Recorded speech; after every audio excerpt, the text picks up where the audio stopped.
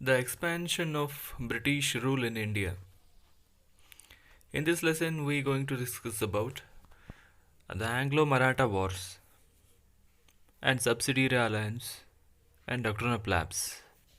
The first of all, the First Anglo-Maratha War. In this war, Marathas instilled Shah Alam II back to the throne of Delhi. Shah Alam II was under the care of British after the end of Buxar battle. Shah Alam II gave Khora and Allahabad to Marathas. This resulted in enmity between Marathas and British. The death of Madhav Rao Peshwa was major setback to the Marathas. Narayan Rao, brother of Madhav Rao, came to power but soon murdered by Raghoba. Raghoba was uncle of Narayan Rao. Maratha Federation brought Madhav Rao II as the Peshwa. But Raghoba approached British for support and led the war. In this war, Marathas lost Allahabad and end with Salbai Agreement. And Madhav Rao II was named as new Peshwa. Second Anglo-Maratha War. The reason is differences about the Maratha chieftains was the reason for this war. The war broke out between Vishwanath Rao of Holkar, Daulat Rao Scindia, Peshwa Balaji Rao II. The army of Holkar defeated Scindia and Peshwa.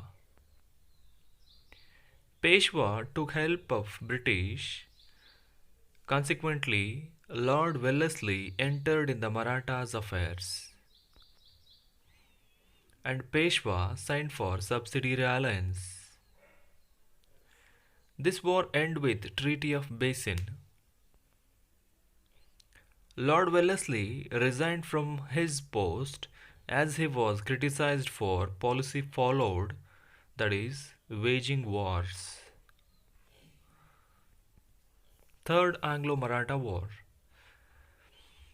The reason is Maratha families tried their best to protect their independence and honors. Peshwa attempted to come out from British control. Peshwa attacked British residency in Pune and burnt out. Appa Sahib of Nagpur, Malhar Rao Holkar rebelled against British rule. Finally, Baji Rao II fought against British at Koregaon and Asti. Later, they surrendered. British abolished the Peshwa post. Baji Rao II got pension. Pratap Simha, the descendant of Shivaji, as new ruler of Satara. These are the results of Third Anglo-Maratha War. It finally suppressed Maratha resistance in India. Next concept, subsidiary alliance. This policy brought into effect by Wellesley in 1798. Why this subsidiary alliance he brought in? It was in order to bring control over Indian states. What is the meaning of subsidiary alliance? It is a military production agreement between British and Indian states. Conditions of subsidiary alliance. Many times asked this question in board exam. Indian king had to keep British army. The concerned state had to be expenses of army, wage of soldiers, collect revenue out of lands.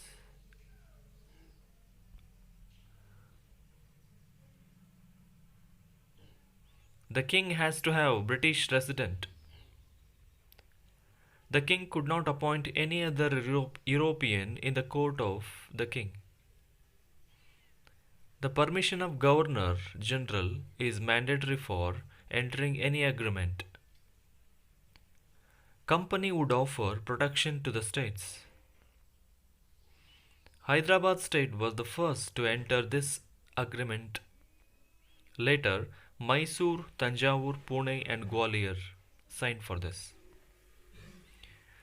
Dalhousie and doctrine of lapse. Dalhousie arrived to India as Governor General in 1848 to integrate Indian princely states with company. Why he was came, should remember.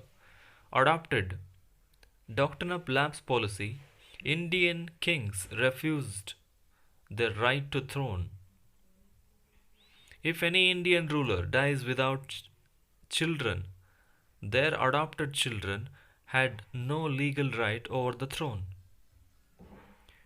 Due to the implementation of this policy, princely families and ordinary people rebelled. This was finally resulted in Sepoy Mutiny of 1857. Satara, Nagpur, Sambalpur, Udaipur and Jaipur came under this policy.